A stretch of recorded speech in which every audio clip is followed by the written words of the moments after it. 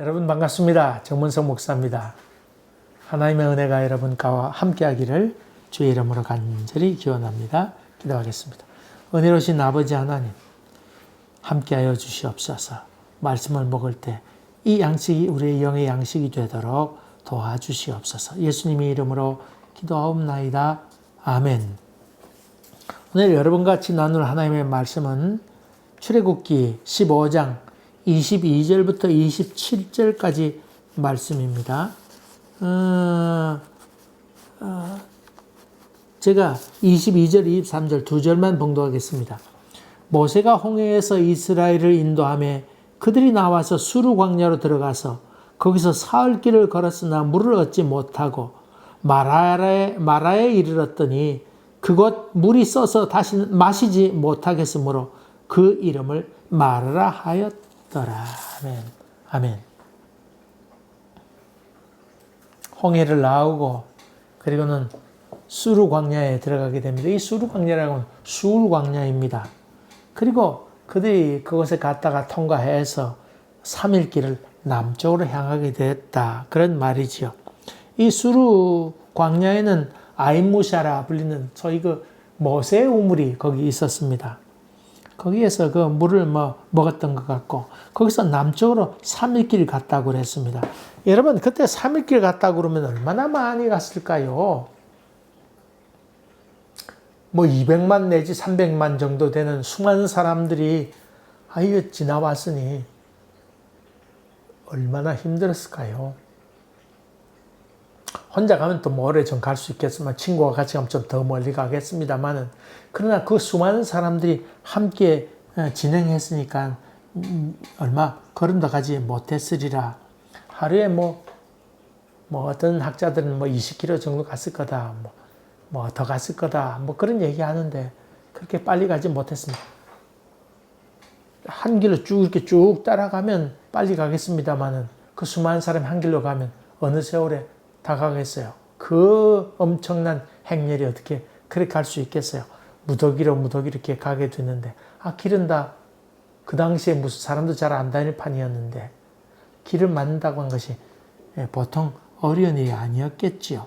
하면 15km나 20km 정도 갔겠는데 3일 길 갔으니까 2, 3은 6, 한 60km 정도 갔겠지요. 구름기둥과 북기둥으로 인도했으니까 참 저들이 기후적으로는, 기온으로 봐서는 별 어려움이 없었으리라 그렇게 생각하고. 근데 문제는 바닥 아니었을까요? 바닥에 광야길, 사막길, 이 험한 길을 걸어가야 됐으니까, 길도 없는 길을 걸어갔어야 되니까 힘들었겠고, 또 더군다나 사이사이에 이렇게 언덕배기도 나오고, 그러니까 둘러도 가고 이렇게 해야 될 것 아니에요. 직선 거리로 봐서 그렇게 되겠습니다만, 사실 이 둘러 오게 되니까 이 쉽지 않는 길이었습니다. 또 원래 계획은 그 팔레스타인 해변가를 따라서 가나안 땅에 들어가려고 했지만은, 남쪽 지금으로 보면 수에즈 운하지요. 수에즈 반도, 시나이 반도까지 둘러가야 되는 그런 장소였었는데, 그랬으니까 얼마나 걷기가 힘들었고, 또 산이 있으면 둘러가야 되는 그런 일이 있지 않았겠어요. 도중에 물이 없었던 것 같습니다. 원래 그 수르라고 하는 지방이 통과오게 되는 거기도 그렇고 물이 그렇게 많지 않았습니다. 메마른 광야지대였습니다. 이 남쪽으로 오기 전에 있던 수르 지방도 거기 종려나무가 조금 있을 뿐이, 거기서 남쪽으로 또 내려갔는데 다 험한 길이었던 것 같습니다. 여러분, 설사 물이 나온다 한들 그 수많은 200만 사람을 어떻게 먹인단 말이에요. 여러분 한번 상상해 보세요. 이 200만 사는, 아니면 300만 사는 시내 수도 시설이 다 갖춰져 있어도 조금 물이 안 나오면 난리인데, 그 많은 사람은 어떻게 물을 먹인단 말입니까? 마라야라고 하는 곳에 이르렀는데 그 장소가 정확히 어디 있는지는 알 길이 없습니다. 알 길이 없는데, 그 마라라고 하는 뜻은 쓰다, 그런데 쓴 곳, 그런 뜻이지요. 지금도 그 근처에 있는 곳에는 쓴물이 지금도 나온다고 하는 얘기도 들었습니다만, 그 목이 마르니 얼마나 다들 불평불만이 많았겠어요. 그러나 애들은 물 달라고 아우성 치는데, 어른이야 좀 참을 수 있지만 애들이 어디 그래요. 거기다가 함께 따라왔던 동물도 있잖아요. 동물도 물을 먹어야 될 거 아니에요. 그러니까 불평이 막 심했던 것 같습니다. 지금 우크라이나 사태로 인해서 여러 가지 어려움을 겪고 있는데, 그 마리오폴이라고 하는 곳에 그 철 제강 공장이 있는데, 그 지하에는 아주 요새화했다고 합니다. 아주 안쪽에 지하로만 15km인가 25km인가 되는 지하의 통로를 만들어서 암만 폭탄을 떨어뜨려도 무너지지 않도록 그렇게 만들었다. 거기에 지금 숨어 있는데, 우크라이나 사람들이, 군인들과 가족들이 숨어 있는데, 이거 식량도 떨어지고 탄약도 떨어지고 물도 다 떨어졌다. 항복해야 되는데 어떻게 해야 좋겠냐고 젤렌스키에게 그렇게 구원을 요청하게 되는데, 통신도 잘 받지 않는다고 하는 얘기도 듣고, 그 명령을 내리지 않는다고 하는 겁니다. 결사항전하라고 하는 얘기만 듣는다고 하는 것입니다. 여러분, 금식은 할 수 있지만은 물은 마셔야 될 것 아닙니까? 여기서 그 마라라고 하는 곳에서 이런 일이 벌어졌다고 하는 것은 하나님께서 무엇이 중요함을, 생명의 중요함, 그 물이 없으면 죽잖아요. 그런데 생명의 중요함을 얘기하면서 하나님의 그 어떤 특별한 계획이 있는 것이죠. 그 뒷부분에 조금 더 얘기하려고 하는 것이죠.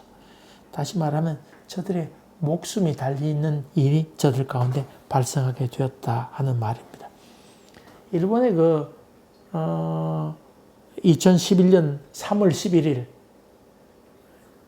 뉴욕에 그 비행기 사고 있었던 게 9.11인데, 여기 그 쓰나미는 3.11입니다.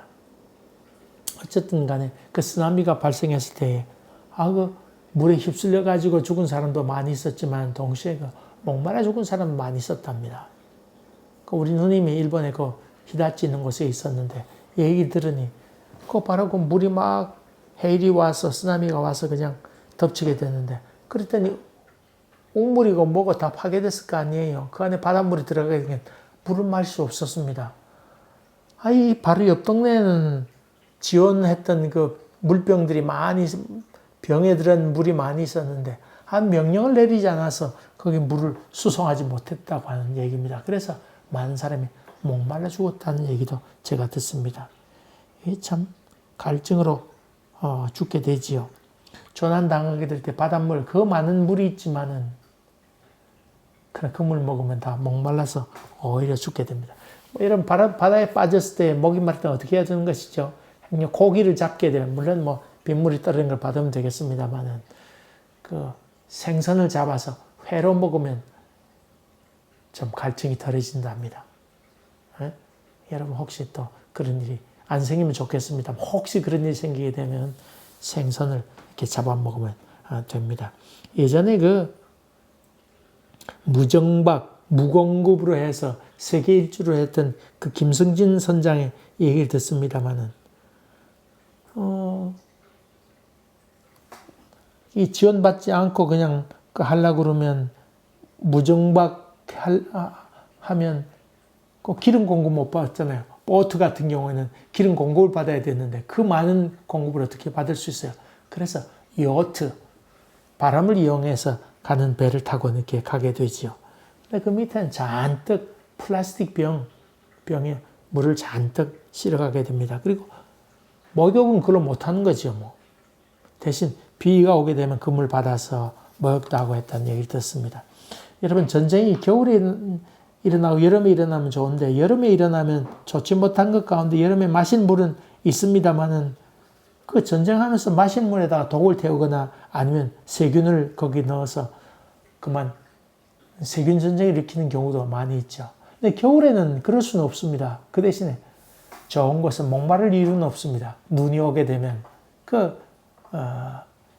눈을 녹여서 마시면 되니까 오히려 쉽다는 얘기를 들었습니다. 이런 물이 부족하게 될 때 이스라엘 백성은 원망하게 됩니다.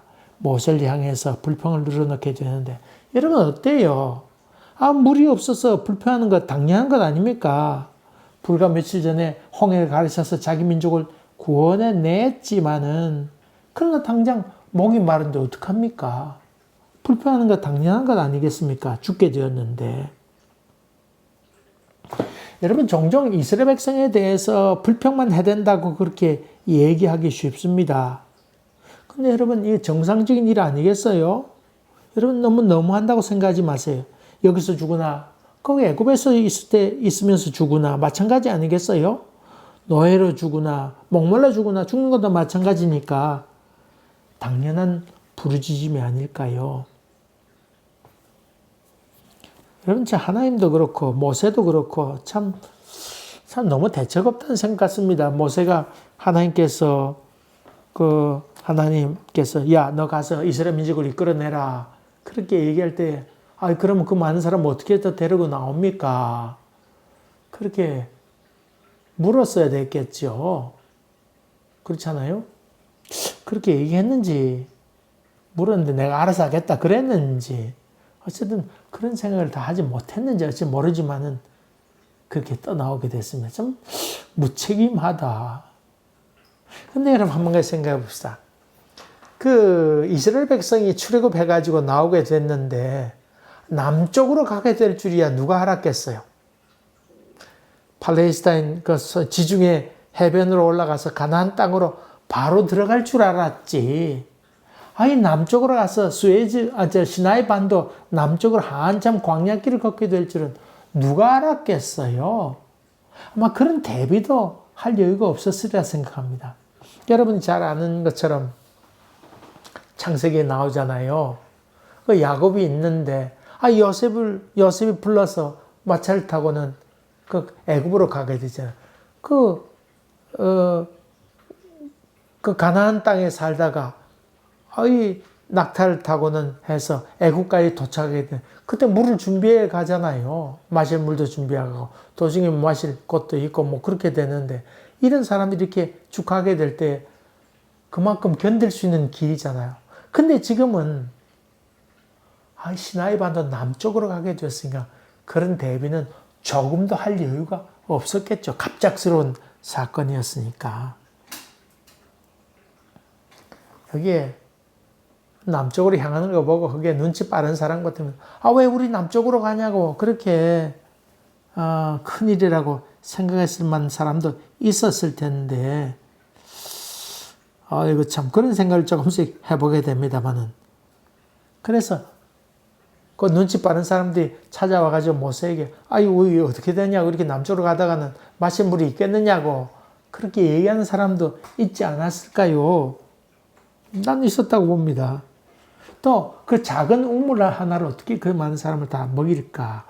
이런 생각을 해보면서 가축되어 있는데 참 난감한 상황이다, 이런 생각을 해보게 됩니다. 여러분, 이때 이스라엘 백성의 한 항의는 또 원망은 당연한 것이라 생각하지만은, 그러나 여기서 모세에 항의했다, 불평을 늘어놨다 하는 얘기는 그런 정당한 의견을 얘기했다기보다는 거칠게 원망하고 항의했다고 하는 그런 의미가 그 속에 있지 않을까요? 저들의 생각은 이해가 됩니다만은, 그러나 방법도 윽박지르거나 협박하거나 그런 식으로 너무 지나치게 행동했다, 그런 의미로 여기 볼 수가 있습니다. 문제는 그렇게 된 것이 문제겠지요. 이때 이 얘기를 들었던 모세는 하나님께 부르짖습니다. 아마도 모세는 이스라엘 백성의 그 항의에 대해서 그럴 수 있다고 아마 생각 가졌던 것 같습니다. 아마 생각에 나라도 그렇게 하겠다, 아마 그런 생각을 가졌겠지요. 그래서 모세는 백성 편에 서서 하나님께 호소합니다. 광야의 행진, 그 거리를 걸어오는 것도 지치고 피곤할 뿐만 아니라 목표도 불분명하잖아요. 목표도 불분명하고 가나안 땅으로 직통으로 간 것도 아니고, 그러니 얼마나 힘들었을까요? 여기에 대해서 모세는 이스라엘 백성의 원망에 대해서 그는 아마 수긍하고 그대로 하나님 이거 어떻게 하면 좋겠습니까? 하나님께 호소한 것 같은데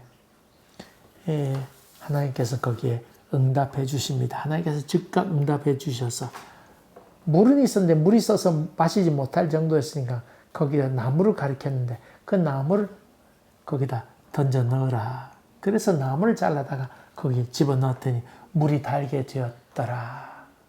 그렇게 얘기하고 있죠. 이건 뭐 나무가 해독제가 있어서 해독하는 나무가 있어서 그렇게 된 것인지 물을 달게 하는 나무가 있은 것인지 아니면 하나님의 능력으로 달게 된 것인지 거기에 대해서 이런저런 얘기들을 많이 합니다만 여러분 그거 의미가 없습니다. 그런 물을 달게 하는 나무가 있어서 던지는 것도 좋겠고 그것도 하나님 손 안에 있는 것 아닙니까? 또 하나님께서 기적적인 역사를 일으켜서 물을 달게 했다. 그것도 좋은 일 아니겠어요? 네, 어느 것 하나만 강요할 일이 아닙니다. 하나님은 자연 현상 속에도 역사하시고 또 직접적인 그런 그 기적적인 역사를 통해서도 역사하시기도 하죠. 모든 것을 통치하신 하나님이시잖아요. 여러분 그걸 기억해야 됩니다. 종종 뭐 약 안 먹고 병 낫게 하겠다 그렇게 주장하는 사람도 있습니다만은 여러분 나 뭐 그렇게 고집 부릴 것도 없습니다. 의사를 만나게 하는 것. 그 수많은 의사 가운데 하필 그 사람을 만나게 하셨는가. 또 그 의사도 하나님께서 준 지혜가 있을 것 아니에요. 그 지혜를 통해서 치료했다고 하는 것도 다 하나님의 손길 안에 있는 것 아닐까요? 하필 그때, 그 시간대, 그 장소에 만나게 됐다. 그렇게 해서 치유됐다 그러면 그것도 놀라운 은혜 아니겠어요? 이렇게 해서 마라의 샘물을 단물로 바꾸셨다. 그것이 여기 이야기이기도 합니다. 종종 비교되는 그런 내용들이 좀 있죠. 모세가 나일강에 있는 물을, 그 나일강의 물을 핏물로 변하게 되어서 저들이 다 먹지 못하게 되었는데, 이번에는 그 마라의 쓴물을 마실 수 있는 물로 바뀌게 하셨다. 놀라운 역사다. 구약에 보면 그 창세기에 천지창조에 관한 얘기가 나오고 그 다음에 인간의 범죄한 다음에 바벨탑 사건이 나오잖아요. 바벨탑 사건은 언어를 혼잡케 해서 혼돈의 상태에서 언어가 혼란스러워서 다 뿔뿔이 흩어지는 사건이 나오게 되지요. 그 반대의 사건이 뭐지요? 신약에 뭐가 나와요? 사도행전에. 맞습니다. 사도행전에 성령이 임하게 될 때 저들이 다 이상한 얘기로 얘기하게 되고 그들이 무슨 말인지 알아듣게 되었습니다. 방언으로 말하겠는데 통변도 하게 되어서 각 나라 이 나라 사람 저 사람들 와서 이렇게 하게 되었는데 방언으로 말하게 되었습니다. 그리고 통변하면서 그 말 뜻이 무엇인지 알게 되었습니다. 그리고 저들이 예수 이름으로 성령으로 하나가 되었다. 나가서 복음을 전하는 일꾼이 되었다는 이 얘기를 하고 있지요. 다시 말하면 바벨탑 사건은 혼란으로 인해서 분열한 사건이라고 하면 신약의 이 성령의 오순절 사건은 그 언어를 하나가 되게 한 사건이라 그렇게 볼 수 있죠. 여러분 아까 얘기한 것처럼 마라의 샘물 이 사건 속에는 하나님의 계획하심이 있다고 하는 것을 기억해야 됩니다. 먼 여정 가운데 거기에 이스라엘 백성 마음에 담아두어야 될 것이 있다고 하나님은 생각하신 것 같습니다. 그래서 하나님께서 저들에게 쓴물을 통해서 말씀하십니다. 너희가 바른 믿음으로 하나님 뜻대로 열심히 청종하고 내 뜻대로 살려고 애쓰면 내가 너희를 치료할 것이다. 애굽에서 행했던 여러 가지 이적과 기사를 너희들이 보았는데 너희들에게는 그런 재앙이 임하지 않도록 나는 치료하는 하나님이다. 그것을 여기서 이야기하고 있죠. 내 말에 청종해라. 하나님 보시기에 의를 행하라. 계명의 귀를 기울여라. 그리고 규례를 지켜라. 이 조건을 제시하면서 너희들이 그걸 따라라. 그렇게 얘기하고 있죠. 근데 두 번째 재밌는 표현이 뭐냐면 하나님 보시기에 의를 행하고 중요한 것입니다. 자기 의가 아니고 하나님 보시기에 의를 행하고 내가 보기에 아닙니다. 내 편에서 볼 때가 아닙니다. 하나님 보시기에 어떨까? 흔히 신앙은 자아 도취가 되기 쉽습니다. 또 인간의 그 사악함이 그 신앙 안에 작용해서 자기를 정당화하고 합리화시키려고 할 때가 많이 있는데 그것 아니고 하나님 편에서 하나님 보기에 의로운 삶, 그것이 신앙의 눈이라고 볼 수 있습니다. 여러분 기억합시다. 늘 이것이 하나님께서 원하시는 길인지 두렵고 떨림으로 너희 구원을 이루라. 그렇게 말씀하고 있잖아요. 빌립보서에 그렇게 얘기하고 있는데 자기 신앙을 날마다 점검해 보면서 하나님 앞에 걸어가는 것이 얼마나 필요한 일입니까? 이런 하나님의 계획하심이 모든 것은 하나님의 뜻이 있다고 하는 걸 여러분이 염두에 두면서 믿음의 걸음을 열심히 걸어가서 활짝 꽃피우면서 하나님께도 영광이 되고 여러분 삶이 풍성해지는 은혜가 있기를 주의 이름으로 간절히 기원합니다. 은혜로우신 아버지 하나님, 살면서 여러 가지 벽 앞에 부딪힐 때마다 그 속에 하나님의 섭리하심과 계획하심이 있음을 믿음의 눈으로 바라보고 발견하고 깨닫고 순복해가고 복종해가는 저희들 되도록 인도해 주셔서 치유하시는 의사하신 하나님을 기억하며 살아가는 저희들 되도록 도와주시옵소서. 예수님 이름으로 기도하옵나이다. 아멘. 아멘. 여러분 감사합니다. 또 뵙겠습니다.